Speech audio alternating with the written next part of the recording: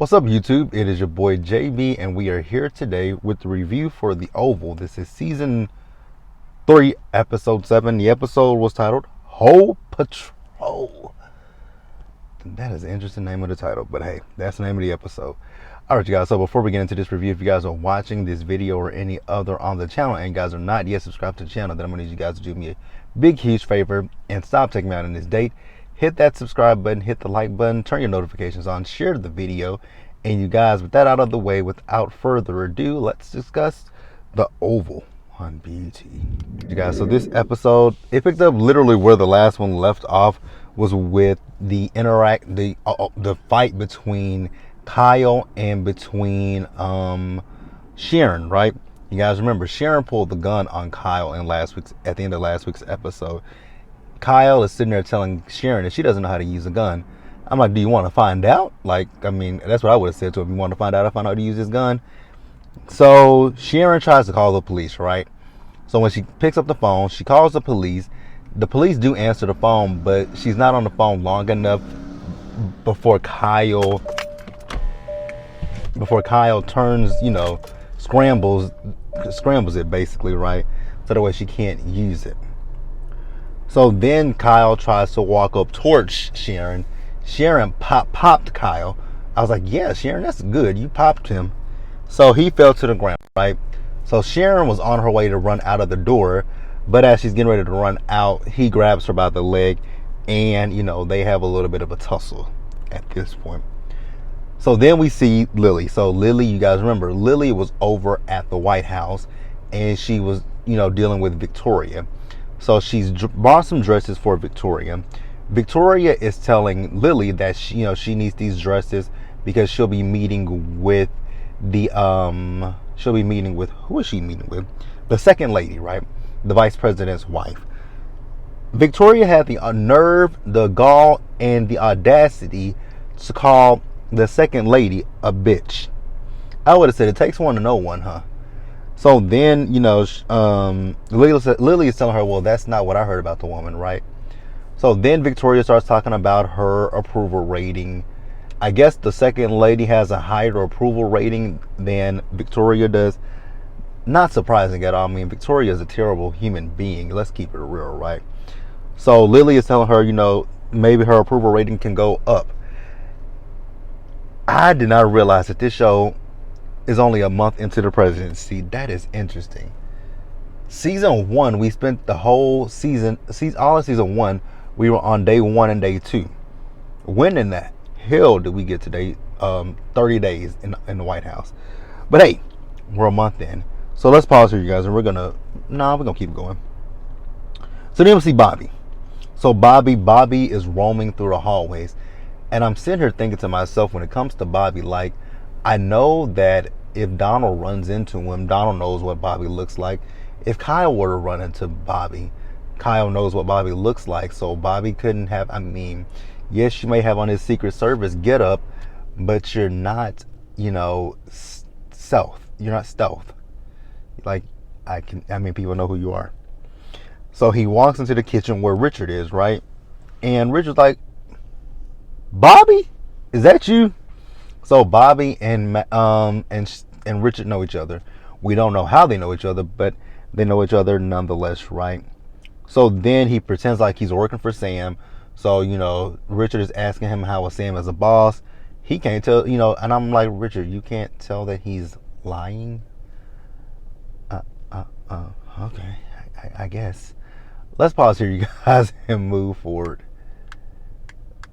So let's move over to Dale and Kareem. So we see Dale and Kareem. So they're back at Kareem's apartment, right? So Dale thanks Kareem for allowing him to stay there, right? And then he tells him, you don't have to worry about me suing you. Literally, he has no reason to worry about him suing him. There's no grounds for suing. Some random guy just walked into the pharmacy and shot him. What grounds would he have to sue for? Exactly. He doesn't. So Kareem asks him if he knows who shot him, right? Technically, he doesn't know who shot him, but he knows who put him up to it, right? So he does mention that the guy that he was talking about may be behind this somehow, right? So then Kareem, he leaves to go help Sharon. I'm like, dang, you just now thinking about sharing? Okay. So we see Lily. So Lily, she went to Donald's office. And, she's saying that, she's been there all day with the first lady dealing with the dresses. And then Alan comes in with a cup of coffee for Donald. He asks her, hey, did your guest get in here fine? She's like, yeah, just fine. Donald was like, what are you talking? What guest? She says, don't worry about it, Alan. I'll tell him. So Alan left and she tells him that, she had a courier bring over some of the dresses, right? Well, a messenger bring over some of the dresses. So Lily eventually leaves. And after she left, he called Alan back in. He asked Alan, had her guest left? He said, he never checked back out. He says, okay, we'll look on the cameras and see who it is. So then we see Lily as she walks out of Donald's office. She sends Bobby a text basically telling him that they're onto him, right? So we see Bobby, he's still roaming through the halls. And I just thought it was really interesting that he walked up onto this one door. Now, if you noticed in the hallway, if you notice every door, with the exception of this one door, the door that he went into, every door had a pin pad on it. Like where if you have a badge or something, where you have to badge into the door. This door in particular, it was just wide open. I'm like, why would they put Max in a door that doesn't have any security clearance in it? If you guys are trying to keep him hidden, why put him in a door with no security clearance? Makes no sense whatsoever. But Max is in the room. Max is flipping out. He doesn't know what to believe. Now, honestly, can I blame Max? Absolutely not. So then we see Richard. Richard is talking to Priscilla. He's telling Priscilla that she needs to take some time off of work, right? With all this stuff that she's dealing with between she and Sam. She says, I mean, you dealing with stuff between you and Nancy. He says, well, me and Nancy are good right now. She's like, huh? Yeah, girl, they had sex. Once he got that, good old nut in, he's fine. So she says to him that she's not taking off. Okay, Priscilla. You just gonna sit there and look like a crazed maniac, huh? Cool. Go off. Alright, you guys, I am going to pause here. We're almost done with the notes. Let's move forward. You guys, next up, Jason. Now, you guys remember, Alonzo, he is in Jason's room. He's keeping watch of Jason. There is no way in hell I would be able to keep tabs on the likes of Jason. You would have to pay me $1 million or more to keep tabs on that creep. So, Jason is trying to, beat his meat at this point, right? He feels uncomfortable. Now, I'm going to give him that, right? It would be uncomfortable to have someone in your room watching you and you're trying to, either ejaculate or, pee, take a dump. I give him that. That is uncomfortable, right? So then Jason is talking about, you want to watch some porn? Absolutely not, you little creep. Then he asked Alonzo, had he ever killed someone, right? So then at one point he said, well, you know what, I got to pee. And he says, I'm coming with you. He says, do you really have to come with me? He says, yes. He said, well, what would happen if I peed on you? I'd beat your ass. Like literally, I'd beat your ass if you peed on me, if you even thought about it. So Jason unzipped his pants, pulled his penis out, and proceeded to urinate on Alonzo. Alonzo hit him with the pop. I was like, exactly, Alonzo. So Jason fell to the ground and he was like, I'm telling. You just peed on him. Go away, R. Kelly. Like, go away, R. Kelly. So Jason went to, Hunter and Victoria's room. He's asking Victoria, where's Hunter at? She's like, what happened? He said, he hit me. She said, is that true? He said, yeah, it's true. She said, why did you hit him? Ma'am, he urinated on me. She said, he urinated on you? He said, yes. She said, hit him again. I was like, you want him to hit your, okay. I just don't understand Victoria. And he did. Victoria is demented. Like, Victoria is so demented. Sorry, you guys, I gotta let these windows down. Victoria is really, really demented. And here's a scene that I don't know technically why we needed this scene, because it didn't add to the story of this episode. So Barry is in his room. He's having sex with some random girl. Nancy overhears it. Nancy goes into the room. Nancy's going off on him, telling him to get the girl out. Then after the girl gets out, she tells him he has to go. I was like, why do we need this scene? I just didn't really understand the significance of it. But hey, maybe we needed it. Victoria. Victoria goes to Ellie's office. Victoria's telling Ellie, oh my God, Ellie, you did an amazing job. You're doing such a really good job.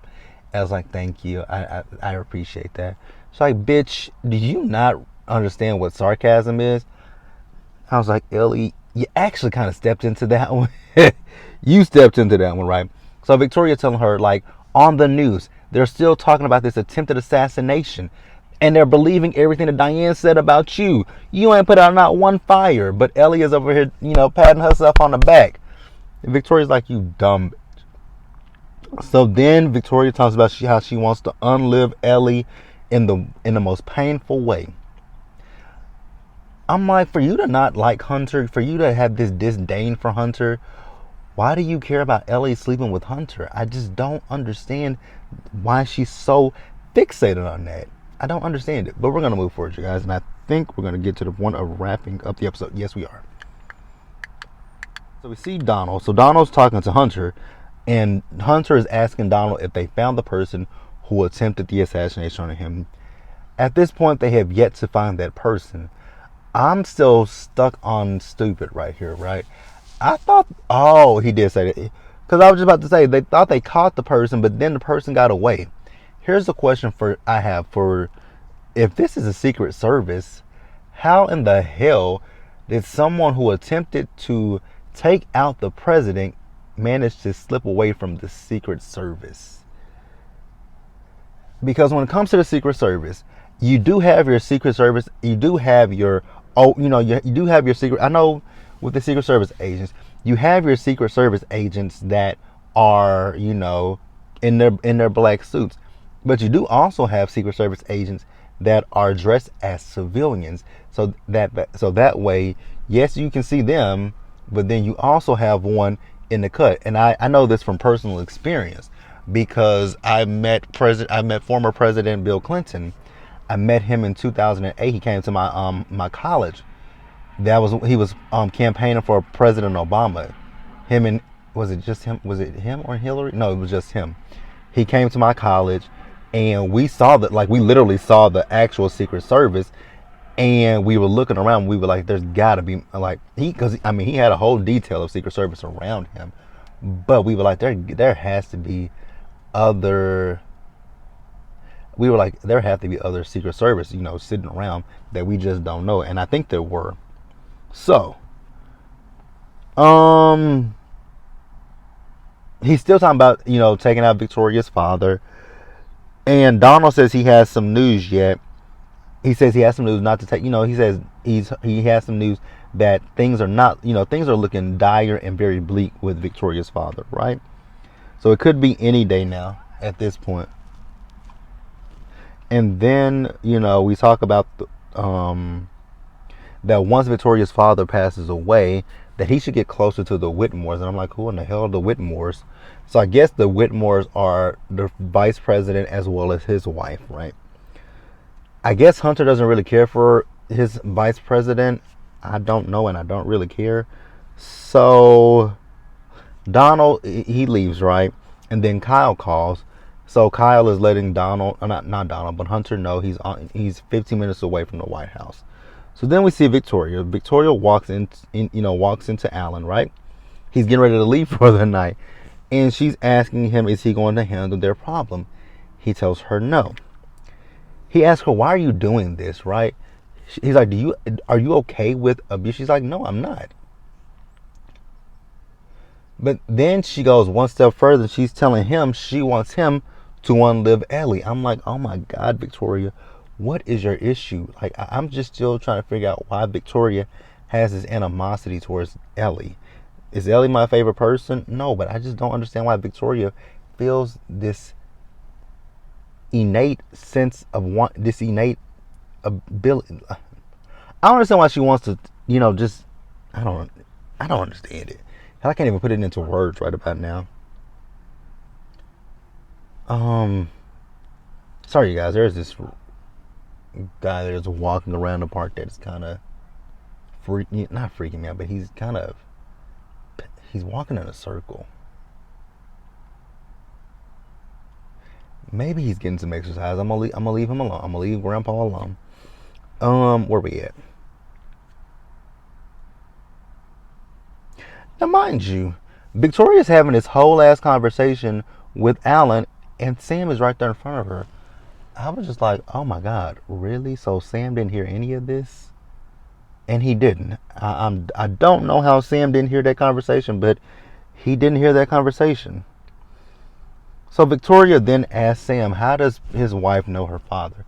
He tells her he doesn't know. I'm not even thinking into that because they had a little bit of a back and forth that I just didn't care for. So then we got Kyle and Sharon. They're at the White House. I really want to know why Tyler Perry is writing these scenes in this script for black women and this damn white man. Because I saw a preview of next week's episode when I was watching games people play, right? So Hunter is gonna proposition Sharon next week, right? He's gonna give her keys to a new apartment, and I believe it was $800,000, and she can have that, but he can see her whenever he wants to. That is disgusting as hell, man. So then when Kyle got to the White House, Hunter wants to pretend as if he didn't give orders to Kyle, that he doesn't know what Kyle is up to. I'm like, go away, Hunter. Just go away. Like, this is terrible. Like, this is I don't know why he wrote this way, right? So then at the end of the episode, we see Alan. Alan gets in his car, and as Alan gets in his car, someone gets in the car behind him and just pushes his head into the steering column. I was like, oh, okay. Well, I guess. But that's the episode, you guys. Please let me know what you guys thought about it. Leave your comments in the comment section below. Subscribe to the channel and hit the notification bell button so you guys are notified of when I drop anything else. Share the video, you guys. And until the next one, you guys stay safe out there. Take care of yourselves. Remember to wash your hands, wear a mask, socially distance, be blessed, and I will catch you guys in the next one. Bye, guys.